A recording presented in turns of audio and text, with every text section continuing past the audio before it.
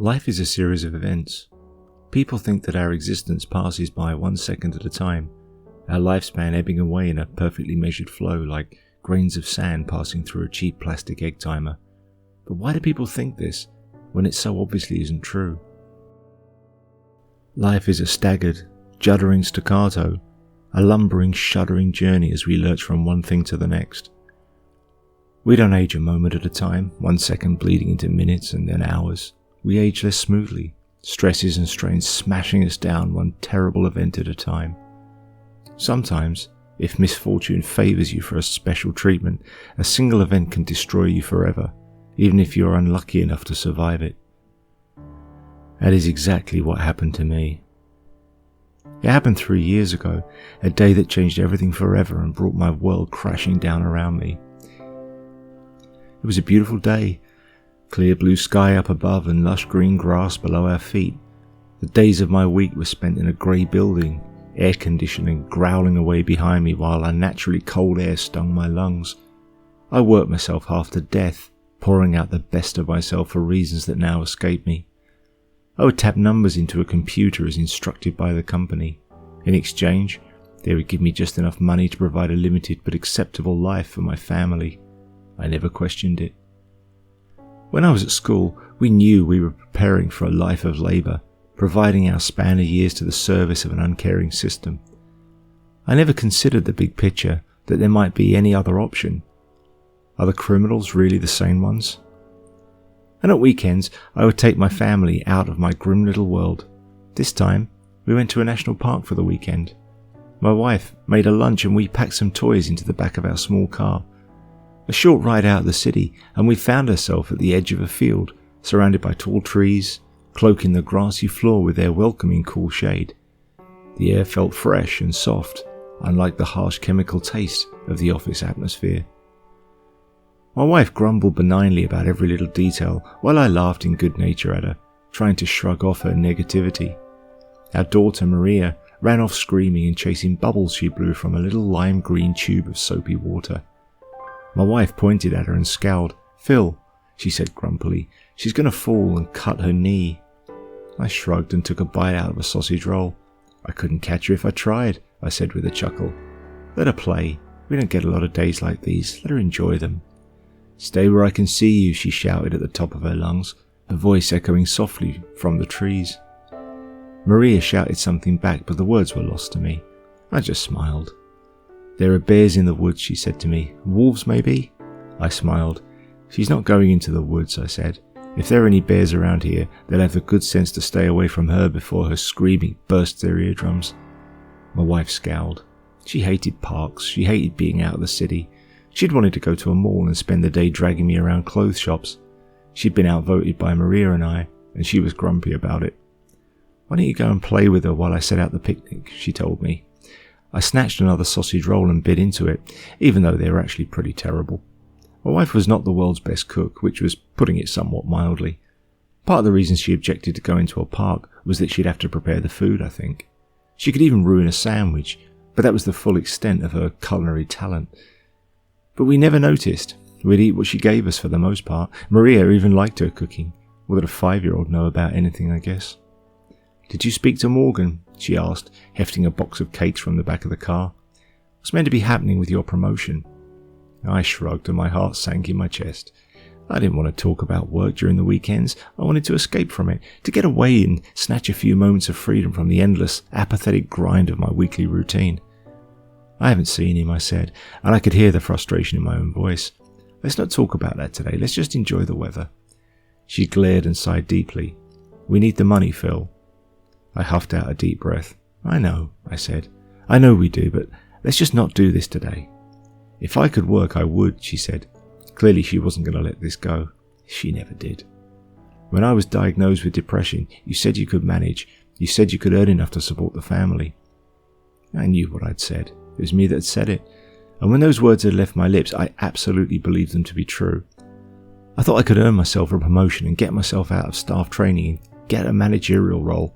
It didn't matter that I loved working with a team.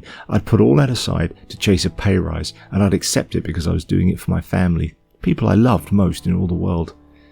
It hadn't been as easy as I thought. Maybe you don't want a promotion, she said with a sarcastic lilt to her voice, a cutting tone she used far too often these days.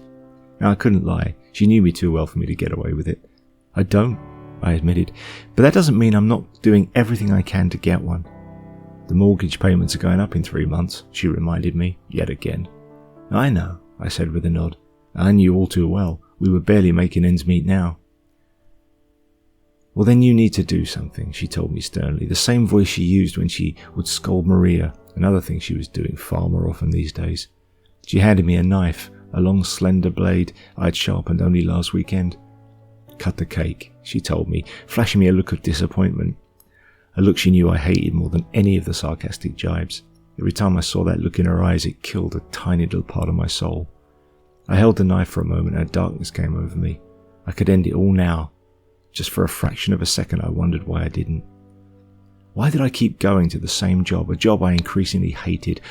Why did I put up with her constantly moaning at me?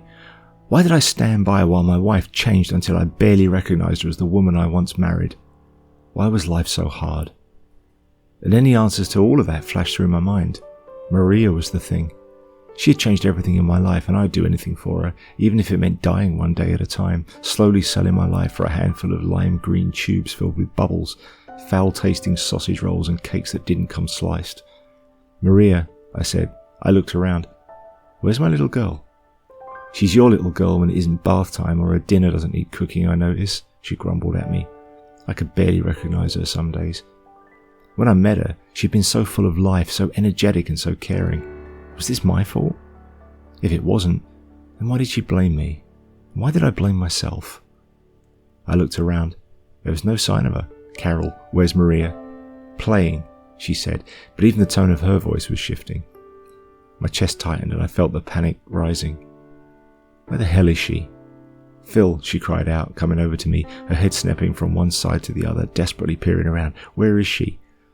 Now the trees looked grim. Now their comfortable, inviting shade seemed like a threatening darkness, a vile blackness that swallowed up your very soul. There was a sickening silence. The sound of a child playing, the happy squeals of a little girl running around with her toys wasn't missing. It felt like it had been silenced, leaving a gaping chasm in reality. I didn't think about what to do next, but somehow I knew I was running. My chest was heaving. I'd never been fit, and I was feeling it now as I ran with every ounce of power I could find, the muscles in my legs burning already as I made my way into the trees. I was shouting out her name as I ran to the edge of the woods. I searched for hours. My wife called the police, and slowly crowds began to arrive. Volunteers flooded in, and I remembered thinking all the time about where they came from. How did they know? Would I have volunteered if I'd heard of someone else's child go missing? I honestly didn't know. Did I deserve their help? Probably I didn't, but Maria did.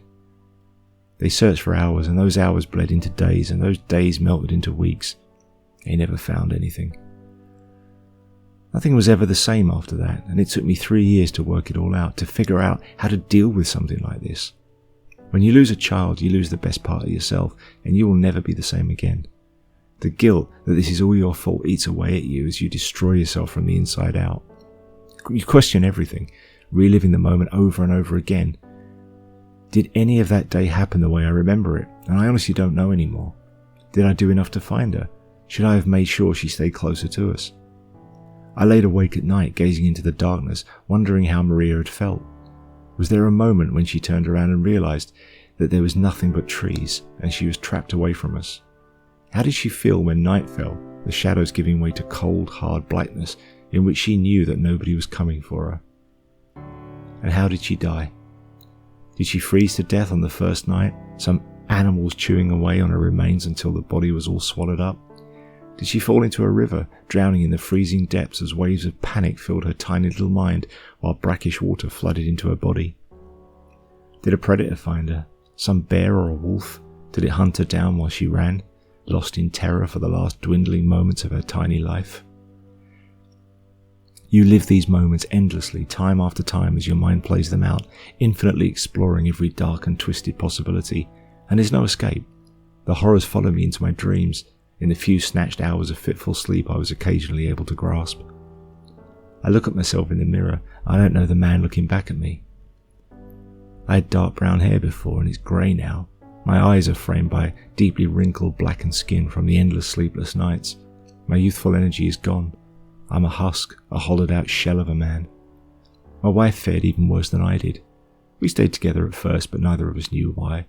We lost the house, and she was forced to go back to work, eventually getting a job in a supermarket. I hoped it would be a distraction for her, but it wasn't, and she quickly spiraled down into her own mind. She lives with her mother now. Her father died last year, a broken man. He loved Maria as much as anyone. I haven't seen her in months, but I hear she's only barely coherent. I don't know what medication she's on, but it's scooped every last ounce of her humanity and just ripped it out of her. I hired a detective. I never got my promotion, but I rented a cheap bedsit and spent every dollar I earned on finding my daughter. There was still some tiny shred of hope that she had been found somehow and was still alive, and I clung to that possibility with everything I had left.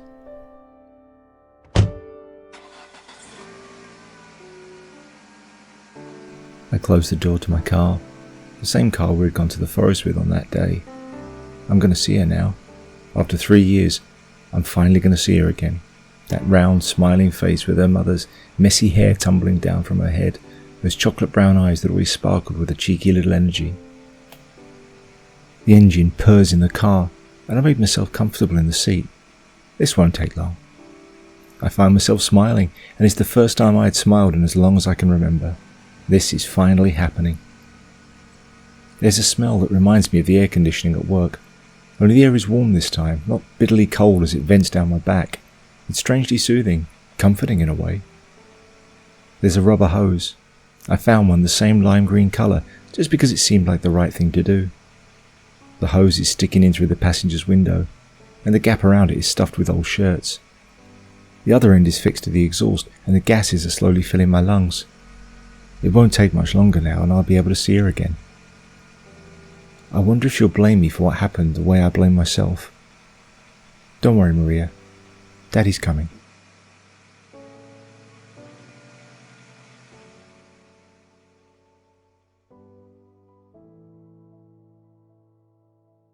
If you want to encourage them to create more of this filth, then press the like button, subscribe to the channel and leave a comment telling them what terrible things you hope happen to them. Edgeverse.org. The best free books you'll ever read, or your money back.